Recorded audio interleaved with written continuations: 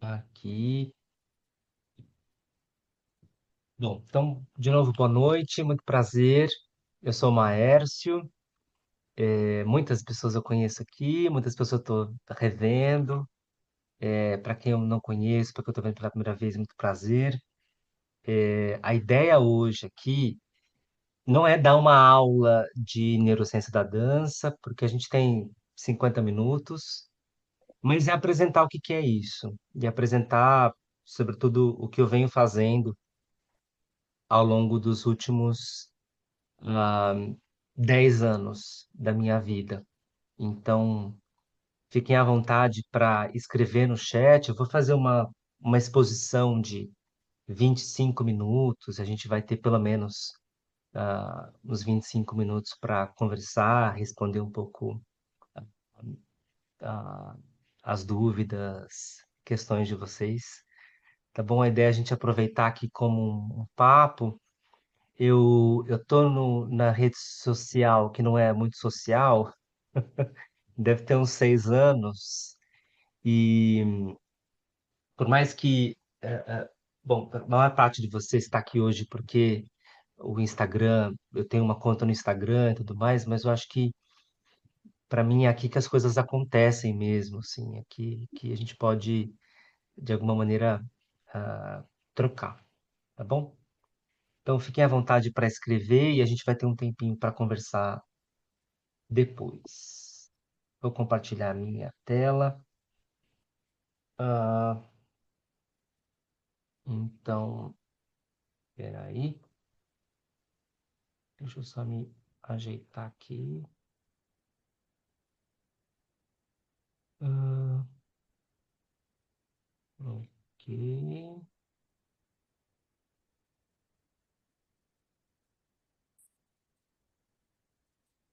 Então, se tiver algum problema, vocês me avisem.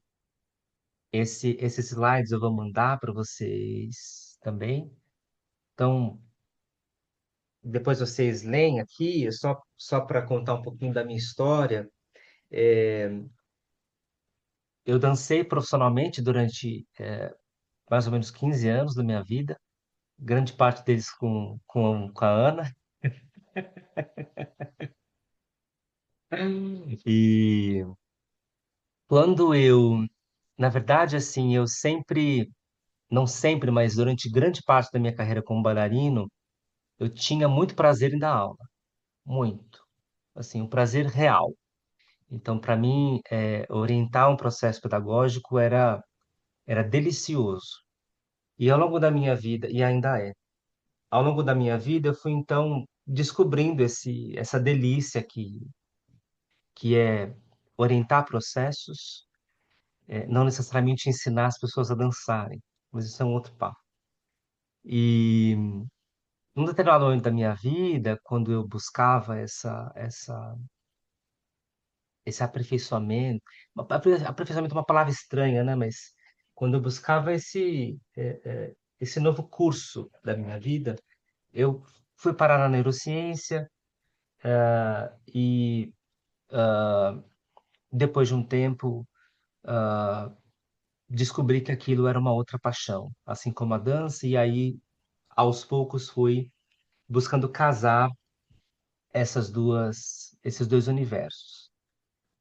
Hoje eu estou fazendo meu doutorado aqui na Aalto University. Eu trabalho com neuromodulação não invasiva, que é uma série de métodos que estimulam o cérebro e o sistema nervoso central como um todo, sem que a gente precise fazer cirurgias nas pessoas. Então, eu posso, por exemplo, ativar ou inibir uma área do cérebro colocando uma máquina que produz um campo magnético ou uma corrente elétrica que não machuca, e modificar, às vezes momentaneamente e às vezes de uma forma um pouco mais duradoura, a atividade de um pool de neurônios daquela região. É isso que eu estou fazendo aqui no meu doutorado. Eu estou no primeiro ano completo do doutorado e a minha expectativa é de voltar para o Brasil em 2029, ou final de 28, depois que eu finalizar o doutorado. E é isso que eu estou fazendo aqui, né? A ideia aqui é a gente olhar para esses. Tem pessoas querendo entrar, então. Aqui. A gente pode pensar a neurociência da dança, ou esses diferentes nichos de pesquisa, como a partir de diferentes lupas.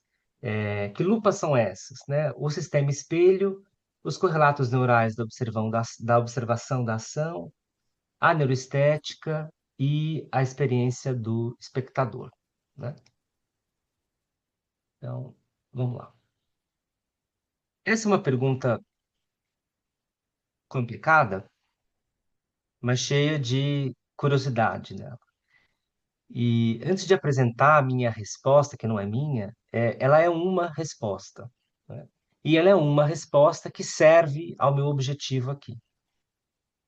Então, essa uma resposta diz que a dança tem sido entendida como um sistema de signos e ações ordenados de acordo com uma técnica específica e uma partitura coreográfica que, sob condições específicas, se torna uma experiência estética e emocional. Vejam que aqui eu tenho um recorte de dança muito específico, que não dá conta de todas as danças que existem. Por exemplo, as danças sociais ou as danças que surgem do encontro do desejo. Por que que eu escolho essa definição de dança? Eu escolho essa definição de dança porque, em geral, os trabalhos de neurociência, de cognição, eles vão se apoiar, em grande parte, nas danças cênicas, as danças cênicas, ocidentais, e, em geral, as danças que possuem uma partitura pré-definida, porque isso serve, de uma maneira muito interessante, à pesquisa a, a, a- ao controle metodológico dessas danças. Por volta ali de 2005, uma pesquisadora chamada Beatriz Calvo Merino, na época a Beatriz estava na London University, ela resolve fazer uma pesquisa com bailarinos, ah, e é ali em 2005 que surge esse campo, que a gente entende hoje como neurociência da dança, que colhe em grande parte de trabalhos da música, do cinema, com o que a gente chama de neuroestética, ou a busca de correlatos neurais da experiência estética. Essa neurociência da dança, ou a neuroestética contornada pela dança, ela pode ser dividida de diferentes maneiras. Uma maneira que eu acho interessante é dividir esse universo em o sistema espelho, os correlatos neurais da observação da ação, a neuroestética, a experiência do espectador, a dimensão emocional e cultural da expressividade e a imagética motora. Vejam, quando eu divido a neurociência da dança, a neurociência do movimento, a neuroestética, nesses diferentes níveis, eu não estou dizendo que esses níveis eles acontecem de uma forma independente ou de uma forma isolada. Esses níveis são níveis didáticos, são níveis de observação, são níveis que nos ajudam a explorar, nem sempre compreender, mas explorar o fenômeno. O sistema espelho, só contar uma anedota rápida, e como toda anedota, né, a gente não tem garantia de veracidade, tá? Mas a anedota do sistema do neurônio espelho é a seguinte: o Giacomo Rizzolatti, que é um neurocientista italiano, ele, à época, trabalhava com macacos e ele implantava eletrodos no córtex pré-motor dos macacos e fazia lá uns experimentos com eletrodos implantados. E quando a gente tem esse tipo de mensuração da atividade do neurônio, toda vez que não é um, mas são vários neurônios, eles disparam, a máquina faz um barulho muito específico, que é um barulho mais ou menos assim. Tá. Então, quando os neurônios eles estão disparando, a máquina faz esse barulho e a gente, opa, estão disparando, né? São ali centenas de milhares de neurônios disparando ao mesmo tempo. Então, ele tinha esses macacos no laboratório, e quando o macaco ele movia uma manivela, os neurônios do córtex premotor eles faziam então esse barulho. Trrr. E aí o que aconteceu? Um dia, entra o Giacomo Risolati no laboratório com um amigo dele, e o amigo dele estava comendo um sanduíche. Aí aqui tem gente que conta que é um sanduíche, tem gente que fala que era um sorvete, tem gente que fala que era uma banana. A gente não sabe a história, a história real. Mas alguma coisa o cara estava comendo. Quando esse cara entra comendo no laboratório, se ouve a máquina. Trrr, trrr. Olharam para o macaco estava olhando pro cientista. E não estava fazendo nenhuma ação. E lembrem-se que essa ação ela acontecia quando o macaco movia uma manivela. Quando essas coisas estranhas acontecem no laboratório, em geral a gente para tudo que está fazendo e começa a buscar o que a gente está fazendo de diferente, ou o que a gente está fazendo de uma forma inesperada, se existe alguma condição ambiental ou do nosso comportamento que não segue o roteiro. Porque assim como uma coreografia, um experimento científico ele segue um roteiro, mas também assim como uma coreografia, nem sempre o roteiro sai como foi planejado. Em geral tem desvios, né? Em geral. E a pessoa profissional da dança e a pessoa que é profissional da pesquisa, ela aprende a como lidar com os desvios. Engana-se, engana-se que a pessoa profissional é aquela que é hábil em seguir os roteiros. Engana-se. Mas esse é um outro papo. Eles começam a explorar o laboratório e aí o que está acontecendo? Aí vem o cara lá comendo o sanduíche. E não, você está comendo o sanduíche e toda vez que você come o sanduíche, o macaco olha para você e os neurônios dele disparam. E aí repetiram, aí toda vez que o cara levava o sanduíche na boca, os neurônios. Trrr, e aí eles, caramba, tem coisa aí. Eles então descobriram que existia um tipo específico de neurônios do córtex premotor que se ativava tanto quando o macaco, que pode ser um bailarino, o macaco fazia o movimento, mas também quando ele observava alguém fazendo um movimento. E chamaram essa classe de neurônios espelho. Ao longo do tempo, eles descobriram que esses neurônios espelho, eles estavam em diferentes áreas do cérebro. Então, estava no córtex premotor, estava no córtex parietal, estava em regiões do subcórtex, então, regiões que estão abaixo do córtex. Então, chamaram, então, esse sistema espelho. E um sistema que serve ao entendimento da ação. Um sistema que simula a ação observada internamente não só em termos do movimento, mas em termos dos efeitos do movimento. Porque todo efeito incorpora, desculpa, todo movimento incorpora um efeito desse próprio movimento. Quando a gente realiza um movimento no espaço, esse movimento no espaço, ele incorpora um efeito dele próprio. Ele não some. Ele não some. O movimento que eu faço no espaço, ele não some. Ele incorpora um efeito na pessoa que produz, e um efeito na pessoa que observa. E o substrato neural desse movimento, que incorpora um efeito em quem produz, em quem observa, é o sistema espelho. Quando a gente observa alguém dançando, quando a gente observa alguém caindo, quando a gente observa alguém abraçando, quando a gente observa alguém esfregando o rosto, esse movimento incorpora um efeito em nós que observamos, assim como incorpora um efeito em nós que produzimos. Por isso que a gente ensaia tanto. Por isso que a gente faz tanto. Por isso que a gente repete tanto. Não é para que a gente se torne hábil, na repetição plena, mas para que a gente se torne confiante e conhecedor dos possíveis efeitos do movimento.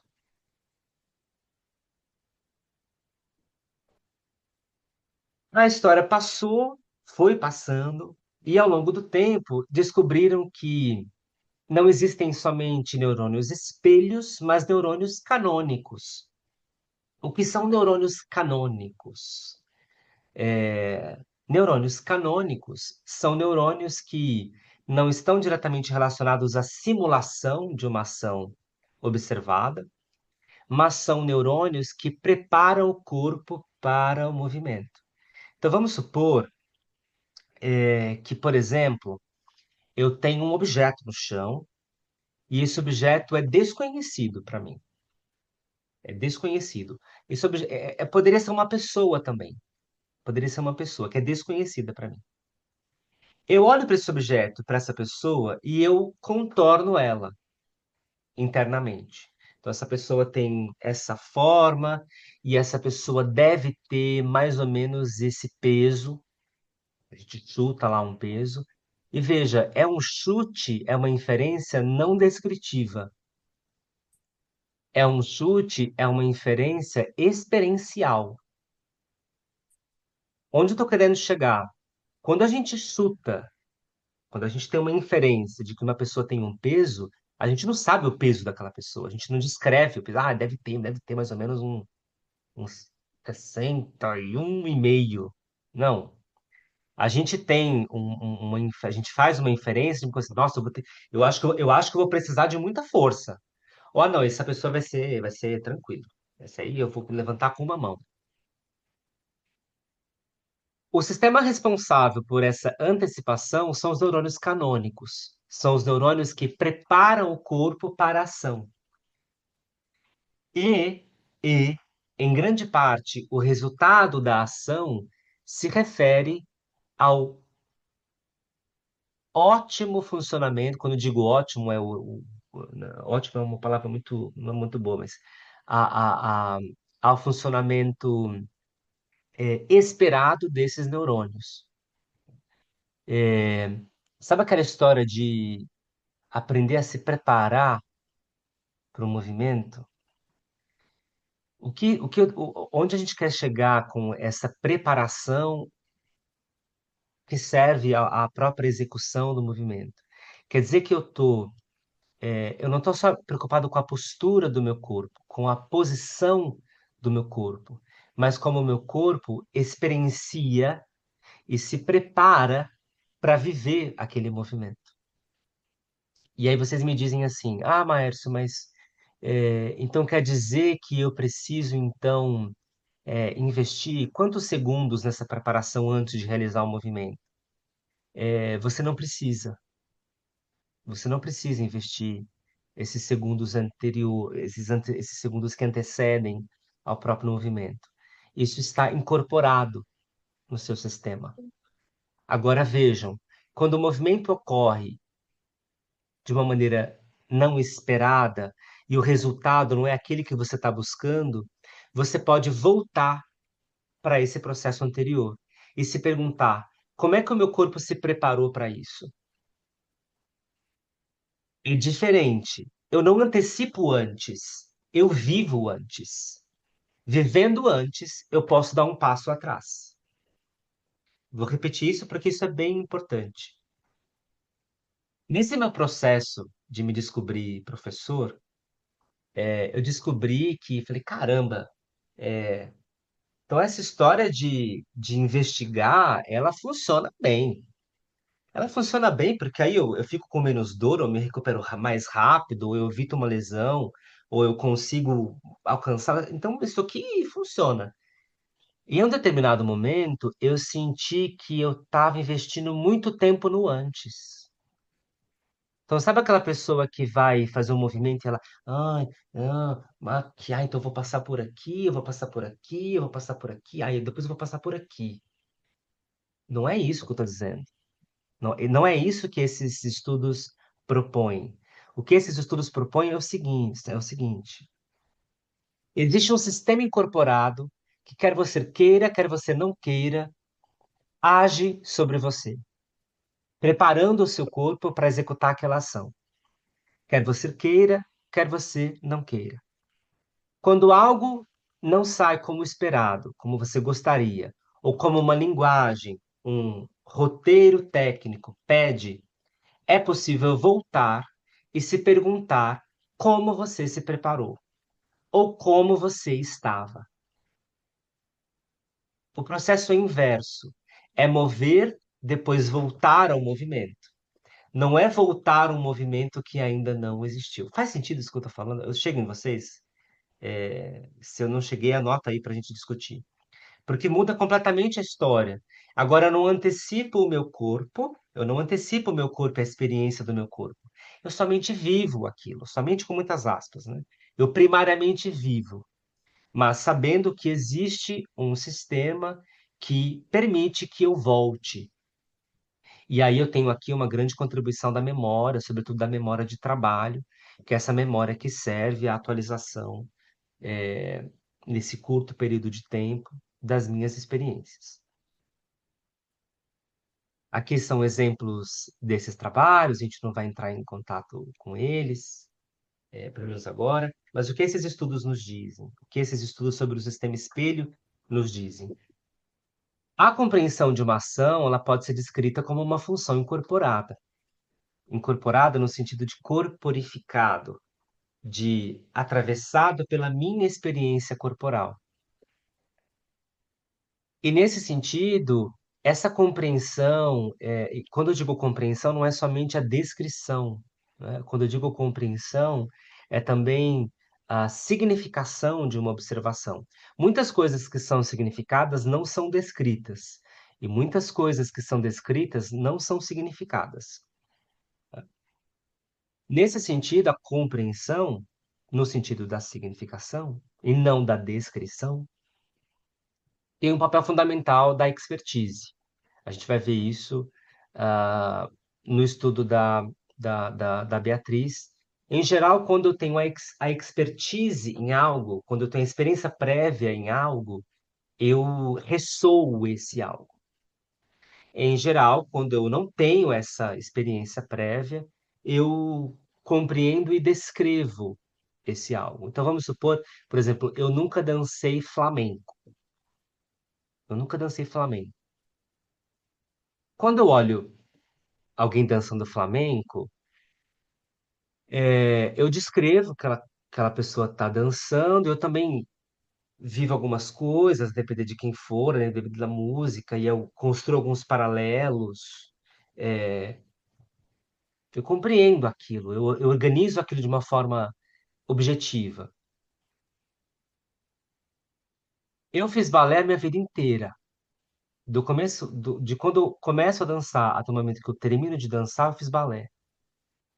Acho que balé, acho que é a coisa que eu mais estudei na minha vida antes da neurociência. É claro que eu não fiz só balé, mas eu estudei muito balé, muito, né? De muito mesmo, de estudar a apostila, de desenhar, de... Quando eu vejo alguém dançando balé, eu ressoo a observação. Eu não descrevo o que eu observo.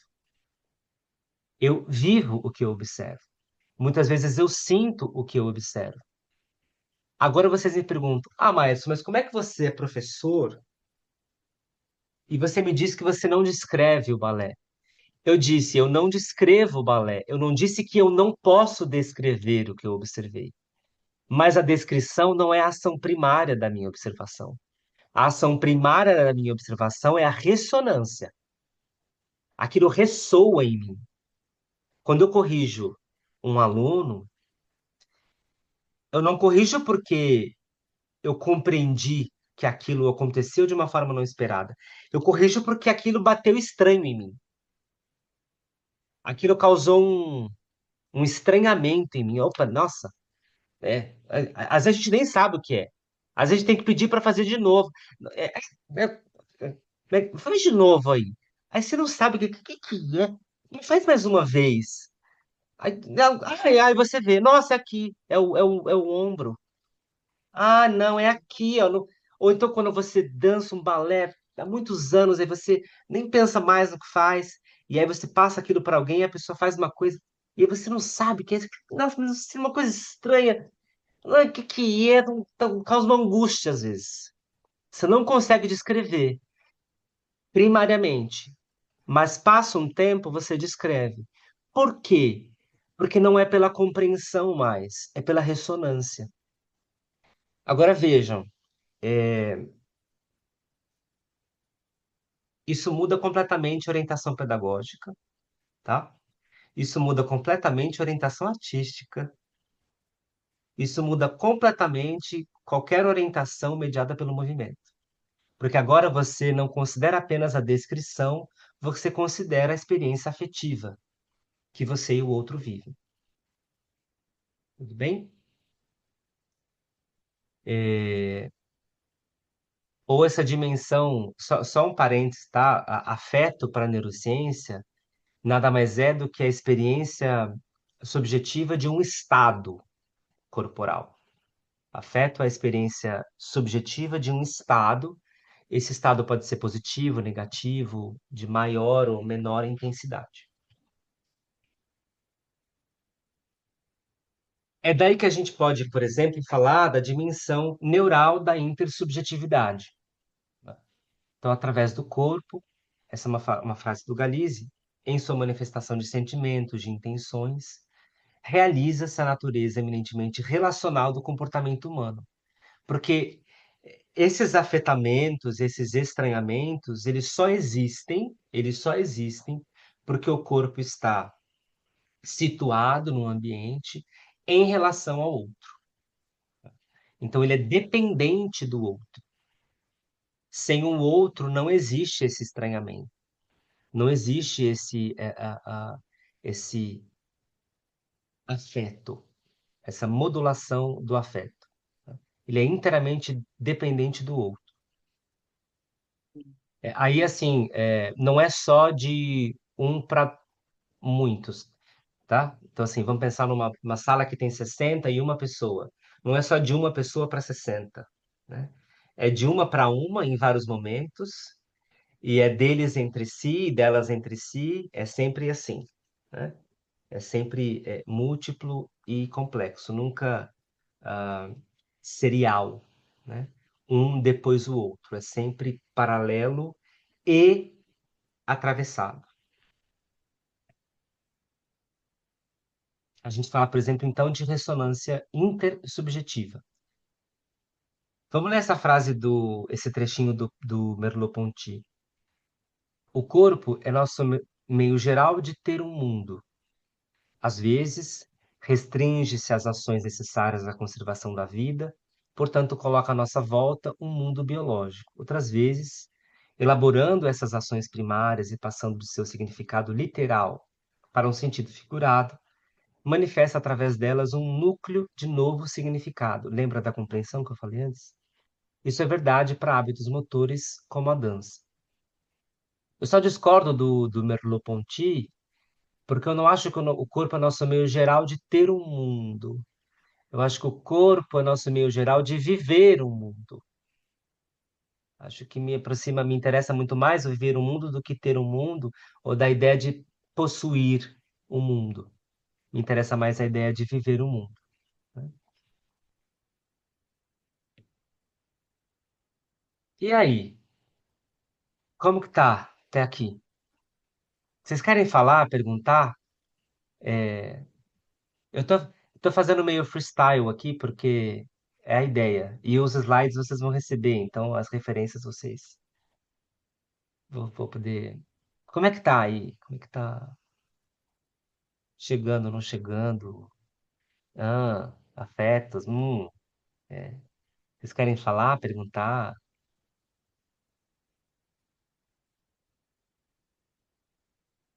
Não percam a oportunidade. Arrisquem. Tem uma coisa que eu falo sempre, tem uma coisa que eu sempre falei dando aula, que é assim, vai embora, vai embora. E aí uma aluna ficava assim, por que você manda a gente embora toda aula? E Eva embora no sentido assim, vai. Então vai embora. Tá tudo bem? Querem perguntar? Tem uma curiosidade. Vai, Luciana. Eu dou aula para mulheres, né, mais velhas, a partir de 40, 50 anos. Esse é um processo comum também para essa idade, ou você vai perdendo um pouco esse cognitivo nesse processo? Ele se torna mais lento? Por exemplo, quando você fala que você pode voltar, né? Você não precisa o antes, você experimenta primeiro e depois você pode voltar para aprender. Existe alguma informação nesse sentido, assim, com as pessoas mais velhas, essas mulheres mais velhas? Até se eu considerar que boa parte delas está começando a entrar na menopausa, né? Se isso muda esse processo ou ele somente se torna mais lento?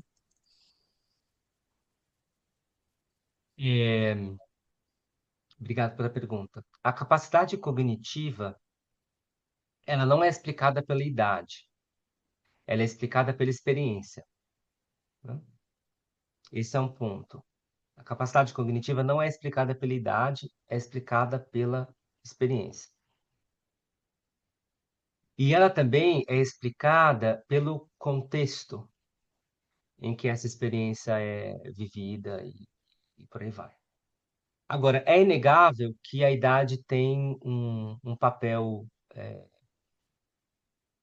tem um peso que modula a nossa capacidade cognitiva,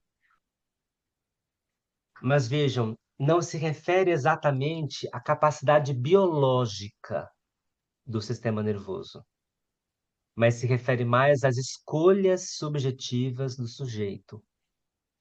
Então, sabe, fazer uma caricatura aqui, mas sabe a pessoa de muita idade que de ideia fixa, pessoa de muita idade de ideia fixa, isso não refere a uma incapacidade biológica, se refere a um ajuste subjetivo, né? E aí a gente costuma, no senso comum, associar isso a uma incapacidade biológica. Então, esse é o primeiro ponto. No público adulto, no público 60 a mais, por exemplo, o primeiro desafio, ou a primeira estratégia que eu costumo utilizar é assim, uma pergunta muito importante é: por que que vocês estão aqui? Essa é uma pergunta que eu não fiz para vocês, por exemplo, mas vocês podem, depois que essa aula acabar, vocês podem se perguntar por que que eu fui para lá? Ou por que que eu assisti? Né? E é assim, mesmo que não venha uma resposta, mas se perguntem. Por que que eu acho essa pergunta importante? Porque parte do ajuste da orientação pedagógica, ela precisa, ou grande parte, ela precisa surgir da tentativa de não atender a expectativa, não se trata de atender a expectativa, mas é de reconhecer o desejo do outro. E aí, o que acontece? Em termos práticos aqui, para um público adulto ou um público idoso, eu preciso necessariamente diminuir a carga cognitiva da minha aula de dança? Não sei, porque não depende da faixa etária, depende do grupo. Às vezes você tem um grupo de pessoas de 80, 70 anos, é um grupo de 30 pessoas que dança junto há 10. Às vezes você tem um grupo de 70, 80 anos que acabou de se conhecer. Às vezes você tem um grupo que está dividido. E aí você, opa, agora eu tenho uma divisão aqui, como é que eu combino isso? Então não diz respeito à faixa etária, diz respeito ao conhecimento de quem você orienta. E não adianta fazer teste cognitivo, gente. Não adianta fazer teste cognitivo para balizar a sua turma. Não é por aí. É pela prática, pela experiência, pela pergunta, pela resposta e pela aqui que Ione perguntou, pela ressonância intersubjetiva. É por essa informação não descritiva, mas que significa a experiência. Às vezes você orienta a aula e aí você, opa, nossa, vou dar um exemplo aqui. Durante grande parte dos últimos anos da minha carreira como professor de dança, eu dei aula de balé adulto iniciante. Então, pessoas que nunca dançaram balé na vida, nunca experimentaram aquilo, vai lá para uma aula de balé. E a aula de balé não é uma aula que parece balé, gente. A aula de balé adulto iniciante não é uma aula que tem, sabe, bolacha de chocolate que tem sabor chocolate? Não é isso. Não tem sabor de balé, que parece com balé. Não, é uma aula de balé. Balé mesmo, né? Que está orientada para aquele público. Eu pergunto no início da aula: ah, então o que que vocês estão fazendo aqui? Uma mulher de 50 anos, ela olha para mim e ela diz exatamente isso. Eu estou aqui porque eu quero ser uma bailarina do Bolshoi. 50 anos. Eu estou aqui porque eu quero ser uma bailarina do Bolshoi. E aí eu perguntei, mas que Bolshoi? O Bolshoi daqui, o Bolshoi de lá? Qual é o Bolshoi? Ela, ah, eu não sei, qualquer um. Bom, se qualquer um facilita, porque aí já tem mais de uma opção, pelo menos. Eu falei, caramba, vamos lá então. O que que tá por trás aí? O que que tá por trás dessa resposta, né? Deixa eu só localizar aqui. Ai, os áudios vazados. Veja, primeiro, como professor, eu não respondo a essa resposta dela dizendo que ela está equivocada. Eu não faço isso. Porque lembra do contexto que eu tô. Eu estou num programa, nesse contexto, estou num programa de sensibilização sociocultural que recebe adultos para experimentar diferentes práticas artísticas, linguagens e blá, blá, blá. Então a minha fala está contextualizada. Eu não digo não, mas eu não digo sim também. Entendem onde eu quero chegar? Eu não digo não, falar, ah, mas você está viajando, né? Mas eu não falo assim, ah, então vamos lá, então vai ser possível. Não é por aí. Agora, ouvir essa pergunta baliza a minha orientação pedagógica. Eu falei, olha, então você sabe quem é o Bolshoi? Você está falando Bolshoi, a instituição, a companhia de dança? Bom, então vamos. Isso vira pesquisa. Isso vira pesquisa. E, na verdade, no decorrer de 10 meses de processo, a história era outra. A história era outra. A gente descobre ao longo de 10 meses que ela tinha uma lembrança da infância com o balé, e aí tinha uma coisa ali de uma visita de uma companhia de dança de fora que nem era Bolshoi. Isso ficou marcado na memória dela, o nome colou. E ela estava lá toda terça e quinta para fazer aula de balé, que era aula de balé, não era aula com gosto de balé. E isso virou pesquisa. E isso virou ainda uma série de outros desdobramentos. Mas vejam que parte da ressonância. Porque aquilo chega em mim e fala, nossa, mas o que é isso? Por que eu vi isso causa um estranhamento para mim? Falei, bom, se causou um estranhamento, vamos descobrir o que é. E a gente começa a conversar, e aí vem outra pergunta. Eu falei, bom, por que que isso veio? Porque poderia ser uma resposta simples e destruidora, no sentido artístico-pedagógico, que é de dizer o seguinte: olha, você está viajando, minha filha. Né? E poderia ser tão ruim quanto, no sentido, ah, tá bom, vamos trabalhar para isso.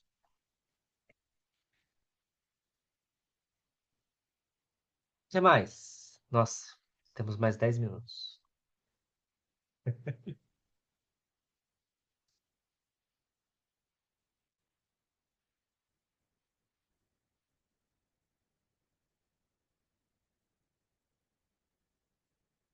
Vai embora, vai embora.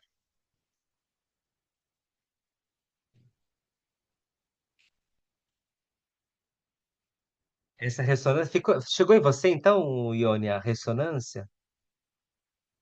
Ressonância é aquilo que a ressonância é aquilo que é evocado em mim a partir da relação com o outro. Não surge em mim independente do outro. Surge em mim porque o outro existe em relação a mim. E essa ressonância intersubjetiva pode balizar a prática, a nossa prática. E muitas vezes a gente desconsidera ela.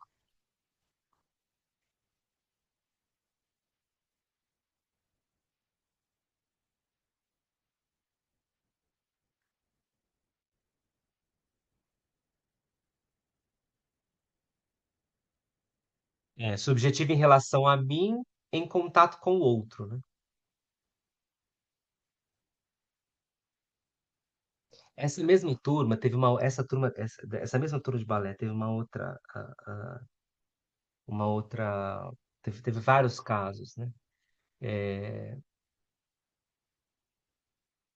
mas outros diversos casos que iam adaptando o plano pedagógico ao longo do tempo de uma maneira muito, sabe quando todo mundo não sei, mas muitas pessoas aqui talvez já tenham construído planos pedagógicos. E construir plano pedagógico é um negócio que demora muito, muito, muito, muito. Aí você depois, assim que você bateu a cabeça, você formula aquilo. No começo, quando eu terminava o plano, eu falei, caramba, agora está pronto para seguir. Não tá, né? Porque quando você termina o plano pedagógico, ele está pronto para ser adaptado. Ele está pronto para ser adaptado com o público que você vai encontrar. E isso pode ser estressante, ou isso pode ser instrumento de pesquisa, isso pode ser instrumento de curiosidade. Qualquer movimento pode ser dança e ter ressonância? Depende. Depende de algo chamado intenção. Não é qualquer movimento, mas é um movimento com intenção. Aí você me pergunta, o que é um movimento com intenção? A intenção para esse livro aqui, ó, esse livro aqui, o Cognição Motora, do Mark Generodi, tem um pedacinho dele só sobre intenção. A intenção para esse livro não é o subtexto, não é aquilo que preenche o movimento, que antecede o movimento. A intenção para a cognição motora, em especial para esse autor aqui, é a decisão em agir. É um movimento que surge de uma decisão e de uma ação de um agente específico. Ela é um movimento que não acontece à toa ou não acontece é, independente do desejo em agir. Um reflexo, um reflexo não possui intenção. Sabe quando você põe a mão na panela quente, e você tira? Isso é um reflexo. Esse reflexo, nesse sentido, ele não tem intenção. Esse reflexo, né, em muitas aspas, ele serve à manutenção da sua vida, né? Mas ele não surge porque existe um ato de uma pessoa agente que decide agir. E veja, essa decisão, ela não precisa, voltamos a algumas casas, ela não precisa ser ah, uma descrição racional, eu vou agir agora. Não, é uma coisa que está acontecendo ali. Então, qualquer movimento que possua intenção em agir produz ressonância. Agora, maestro, mas se eu ver uma pessoa colocando a mão na panela quente e tirando, é um reflexo, eu sinto um negócio. Tá? Não é ressonância isso? Essa ressonância, ela existe, mas ela não surge pelo movimento. Ela surge pelo efeito do movimento no outro, né? Então não é porque a pessoa fez um reflexo super estudado. Ela estudou ali, estudou 20 anos. Não, ela só tirou a mão. Ô, Mar, oi. Diga. Oi. Bom, primeiro é uma delícia te ouvir. É uma delícia, todo esse conhecimento. E é um conhecimento que ele vai se materializando nos meus olhos. É muito bom, é muito bom. E você faz toda essa definição através do pedagógico, mas eu faço uma relação muito grande com a criação também, né? Né, acho que é por aí também, você está falando e também me faz um paralelo grande com a ressonância intersubjetiva, né, do criador com todo o seu elenco, um ou dois, enfim.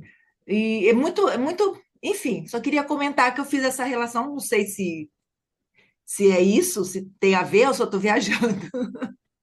Não, eu acho que é por aí. Para mim, essa tríade ensinar a aprender, criar e cuidar é inseparável. Ensinar a aprender, criar e cuidar é inseparável. Não estou dizendo que eu, como professor de dança, desempenho, oriento processos curativos ou terapêuticos. Eu não faço isso. Mas para mim essa tríade é inseparável, em diferentes níveis, com diferentes propósitos e adaptáveis à sua realidade, à sua história de formação, inclusive. Para mim fica muito explícito, por exemplo, eu lembro que eu dancei um trabalho muitos anos, o mesmo trabalho. Isso na vida do profissional isso acontece muito, né? Você tem um trabalho aí que você dança tem muito tempo, você faz o mesmo papel, bababá, bababá. E aí chegou um momento, chegou um novo bailarino no grupo, e eu precisei passar o lugar. E eu dançava aquilo há pelo menos 5 anos. A mesma coisa. A mesma. Eu não conseguia passar. Eu falava, você vai fazer isso aqui? Como é que é, meu? Nossa, nossa, eu não sei. Como é que abre a cortina e você dança? Mas você não sabe passar. Mas aí você volta umas casas, tá, é assim, ó. Entendem? Ou dueto. Como é que se ensina dueto? Você ensina dueto, você não ensina um e dois. Você não ensina dueto um e dois. Um faz isso, o dois faz isso. Fala, olha, esse é o um, esse é o dois. Comecem. Porque não é um depois do outro. É o encontro. Tem uma coisa bem interessante, assim, que festival, não sei se hoje, né, ainda acontece, assim, me corrija se eu estiver errado. Mas festival de dança acontece muito esses encontros muito pontuais, né? Que as pessoas nunca dançaram muito juntos, aí se encontram para dançar no festival. E quando isso acontece, em geral, e quando essas pessoas são bem orientadas, elas ensaiam tudo certo, mas antes de entrar em cena, elas ficam muito juntas. Às vezes até se abraçam, ficam lá assim, respirando, que é para que tenha algum encontro. Entendem onde eu quero chegar? Para que tenha algum encontro, porque não é um e dois. Enfim. E aí pensa num grupo que essa coisa se expande, né? Mas para mim essas três esferas elas estão inseparáveis. As danças sociais que eu comentei no início são as danças não descritas ou institucionalizadas. Por exemplo, a minha família é do Nordeste e a gente sempre dançou na festa, porque a festa era um ponto de encontro e tudo mais. As referências vou passar sim. Mariane, mentalizar a coreografia ou o movimento pode realmente ajudar a aperfeiçoar na prática depois? Sim, com certeza. Tem muitos estudos com esporte, por exemplo. A gente vê isso nas últimas duas Olimpíadas, treinamento de imagética, visualização. Mas veja, não basta apenas imaginar, é preciso mover, né? Não basta apenas imaginar, é preciso mover. No caso da dança de salão, a dança 2, a ressonância provoca a reação no outro, e isso é feito de uma forma pensada, estudada, provoca no outro uma resposta assertiva, conexão. Sim, isso, e tem um efeito, esse efeito a gente chama de entrainment, que é uma certa conexão. Isso é trabalhável,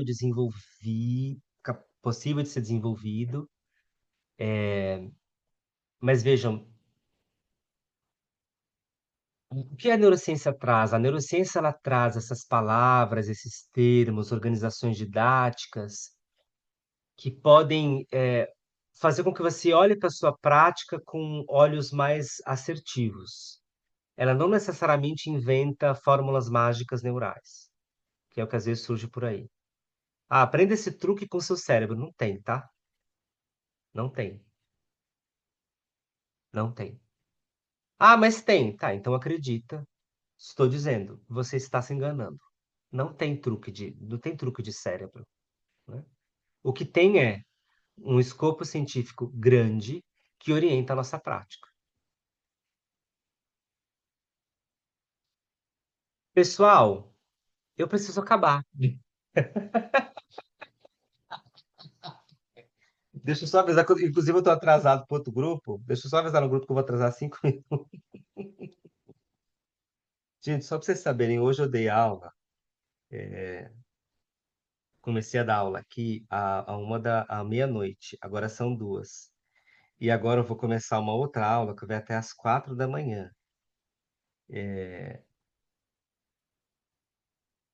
Daí vocês tiram o como eu sou apaixonado. Eu acho que falta um pouco de limite. Falta um pouco de limite. Mar, Vejam bem. o, Diga, o mais diga. gostoso é a poesia que você coloca nesse estudo. Não é uma coisa científica, porque você é artista, entendeu? Então você traz, você carregou e vai continuar com isso. E é emocionante de ouvir, porque é um espetáculo, entendeu? É um espetáculo. Aqui, na minha frente. Parabéns, viu? Parabéns. Agradeço. Agradeço. Fico muito feliz. Para quem não sabe, gente, a Ana, eu fiz a minha primeira aula de balé com a Ana. Na minha vida. Na minha vida. Sou muito grato ao nosso encontro. Agradeço muito você aqui hoje. E agradeço muito a nossa história. Temos uma história longa, hein? Muito. Pessoal, olha, muito obrigado. Muito obrigado. A gente vai se encontrar de novo, seja aqui, seja em outro lugar. Eu mando a gravação para vocês reverem os slides. E a gente segue. Eu estou no Instagram, mas eu tô e quem me conhece sabe que eu tô e que eu não tô, né? Mas eu também tô, né? Mas a gente vai encontrando essas estratégias.